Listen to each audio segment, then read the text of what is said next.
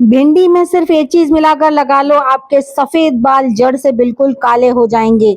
यहाँ तक कि जो बाल आपके बहुत ज्यादा रूखे सूखे हो चुके हैं, वो एकदम सिल्की शाइनी होने वाले हैं।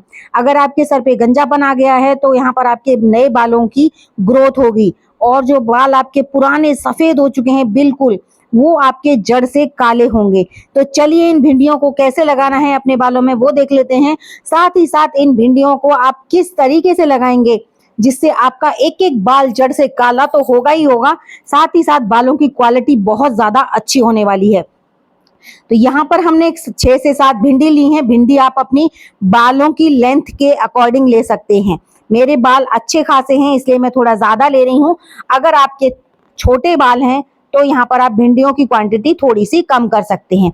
इन्हें आपको कुचल लेना है, जिस तरह से मैं कर रही हूँ। आपको इनको बढ़िया से कुचल कर इनका जो अंदर से पूरा पल्प है वो बाहर निकल आना चाहिए।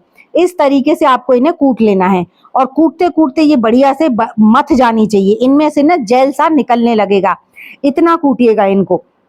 अच्छा, काटना नहीं है, आपको कूटना है। कहीं ऐसा ना हो आप लोग सोचे काट लेते हैं, नहीं, कूटना है। जिससे क्या होगा कि इसके अंदर जो बीज होते हैं वो भी कूट जाएंगे। अब देखिए ऑलमोस्ट हमारी जो भिंडियां थी वो सारी हमने कूट ली हैं, और कूट के इनमें से जेल जैसा निकलने लगा है। तो यहाँ पर ये प्रोसेस हो गया हमारा कंप्लीट। अब हम इसमें क्या करेंगे कि इससे हम अपने बालों को किस तरीके से इसको अपने बालों पे लगाने वाले हैं। मैं आपको एक नहीं, दो नहीं, 3 तरीके बताऊंगी इसके, कि आप इसको किस तरीके से लगा सकते हैं। आपको जो सुविधा लगे, आपको जिसकी आपको जरूरत हो, आप वो लगा सकते हैं। तो जैसे कि हमने यहाँ पर इसे कुचल लिया है। कुचलने के बाद में हम इसमें सबसे पहले डालेंगे 1 गिलास पानी। मैं यहाँ पर 1 गिलास ले रही हूँ बड़े साइज का। अगर आपके बाल कम है, भिंडी कम है, तो उसी हिसाब से आपने पानी लेना है।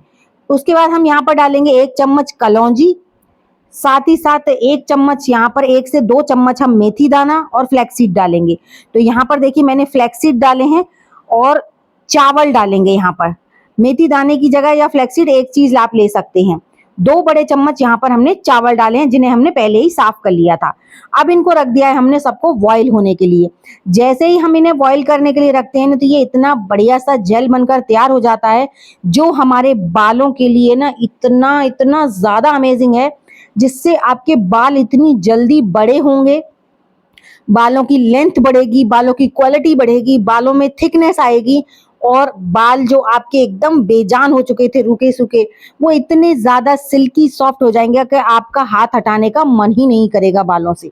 तो यहाँ पर देखिए आपको इसे पकाना है करीबन 1 से 1.5 मिनट के लिए। जब उबाल आ जाए उसके बाद, इसको ज्यादा देर भी नहीं पकाना है, क्योंकि जेल ना इसका बहुत जल्दी थिक होने लगता है, और इसको गर्मा गर्म ही आपको छानना है।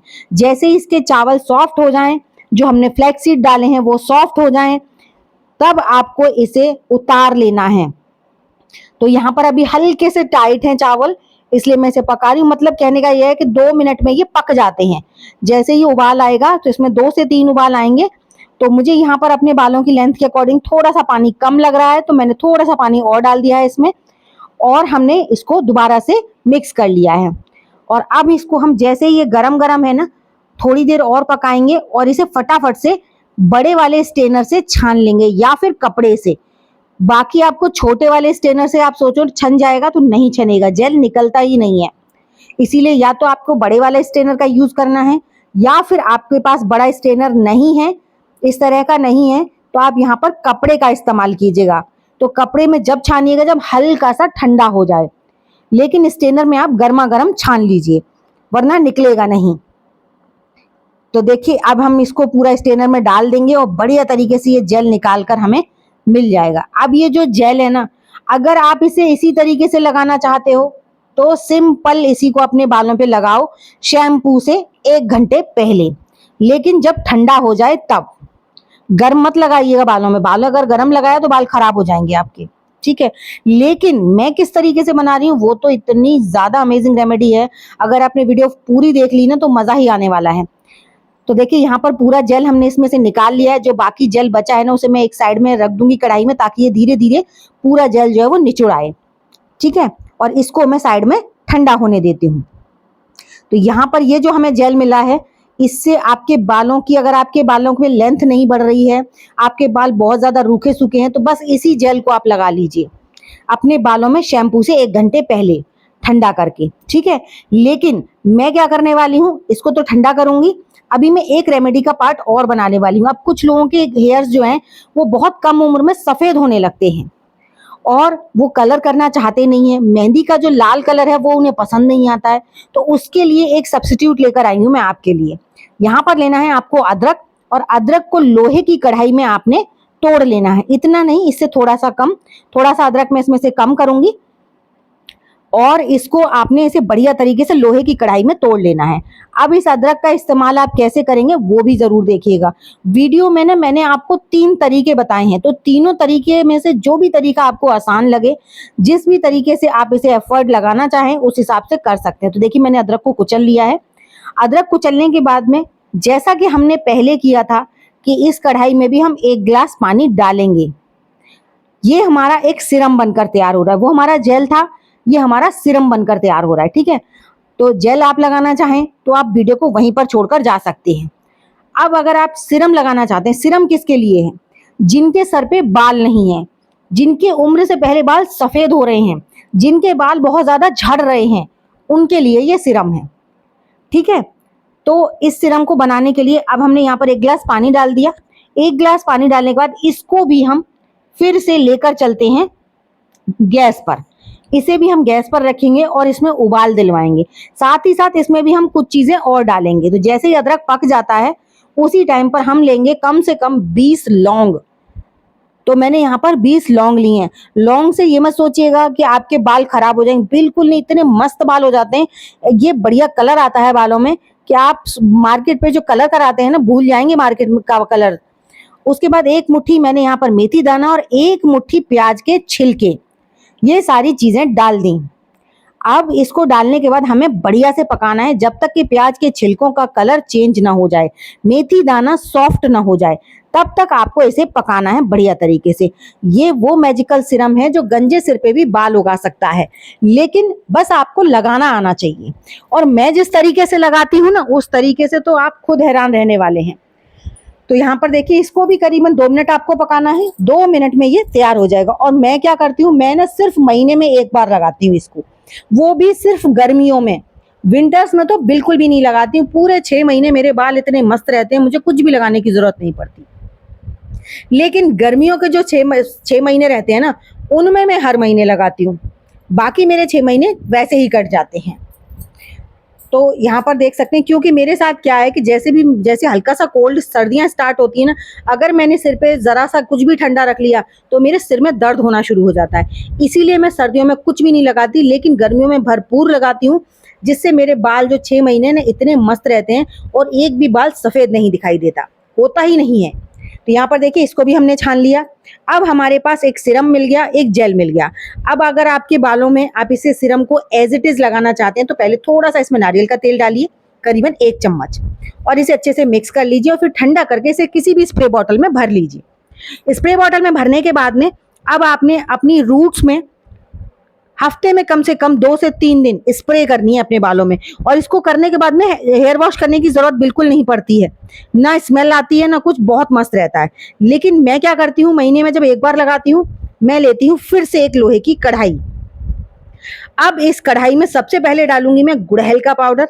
अगर आपके पास गुड़हल के फूल हैं तो जब आपने ये सिरम तैयार किया था तो आप थोड़ा सा इसमें गुड़हल के फूल फ्रेश डाल सकते हैं। अब इसमें 2 चम्मच डालूंगी आंवला पाउडर। आंवला पाउडर तो बिल्कुल भी नहीं भूलना है अपने बालों को, अगर आप काला रखना चाहते हो हमेशा हमेशा के लिए, तो आंवला पाउडर का तो कोई सब्स्टिट्यूट है ही नहीं। उसके बाद आपको लेना है 1 बड़े चम्मच भृंगराज पाउडर, जिसे हम बालों का राजा कहते हैं, जो हमारे बालों के लिए अमृत है। तो इन तीनों चीजों को डालने के बाद हम कर लेंगे मिक्स। मिक्स करने के बाद आपको कोई भी जो हर्बल हिना होती है, जो नेचुरल हरी हिना होती है, वो लेनी है। तो यहाँ पर मैं इसमें करीबन 250 से 300 ग्राम हिना डालूंगी अपने बालों की लेंथ के अकॉर्डिंग, ठीक है। वही जितना आपके बालों में चाहिए रहता है उतनी आप इसमें हिना ले लीजिए। तो मैंने यहाँ पर हिना का जैसे ही पैकेट खोला ना, फटाफट से हिना उड़ने लगी। तो अब यहाँ पर मैं थोड़ी सी इसमें हिना डालूंगी जितने मुझे बालों में लगानी है। तो इसको डालने के बाद में अब हमने जो ये सीरम और ये जो जेल तैयार किया है ना, इससे हम अपनी हिना बनाएंगे।